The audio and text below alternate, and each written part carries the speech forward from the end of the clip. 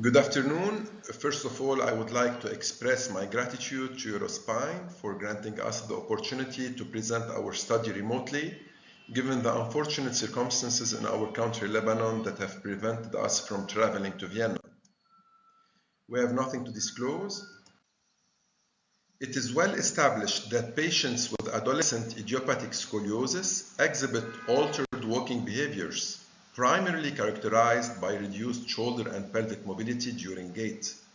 However, how the gait pattern varies based on the type of spinal curvature remains unknown.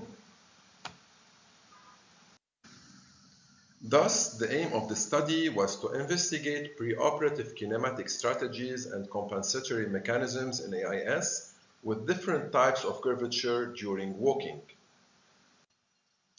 We studied 30 AIS patients with Lenke 1 right thoracic curve, 13 AIS patients with Lenke 5 left lumbar curve, and 24 healthy controls.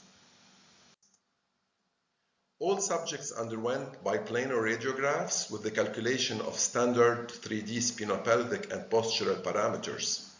Additionally, they underwent 3D gait analysis to assess the kinematics of the head, trunk, pelvis, lower limbs, and spinal segments.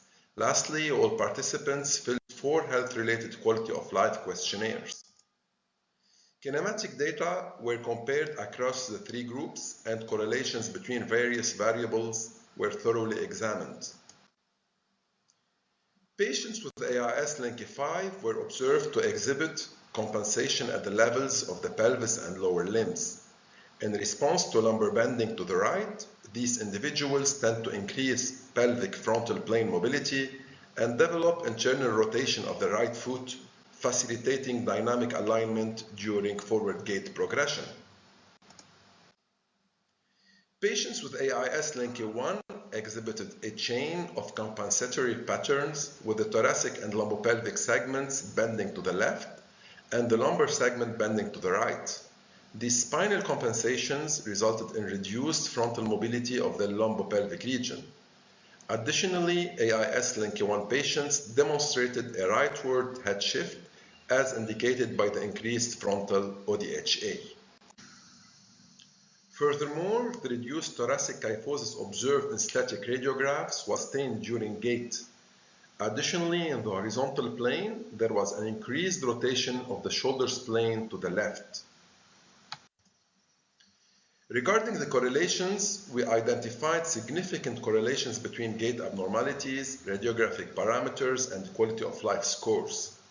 2 examples are presented here. An increase in dynamic thoracolumbar bending was found to correlate with a higher Cobb angle, while an increase in dynamic frontal malalignment was associated with greater levels of pain. This is a preliminary study with several limitations, primarily due to the small sample size. We are currently expanding the cohort through collaboration with both national and international centers. This will enable us to investigate additional Lenke types and incorporate modifiers to create more defined subgroups. In conclusion, and to the best of our knowledge, this is the first study to compare gait patterns across different AIS Lenke types.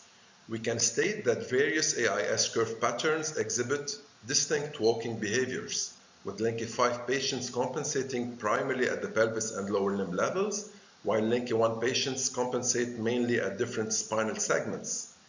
As this is a preliminary study, we are currently extending our research to include other AIS curve types, as well as investigating the impact of various surgical and non-surgical treatments on gait and quality of life. Finally, I would like to thank all my co-authors, as well as the students, residents, collaborators, and doctors who are working hard as a united team in our laboratory of biomechanics. Let us continue to pray for peace, and I look forward to seeing you all next year. Thank you.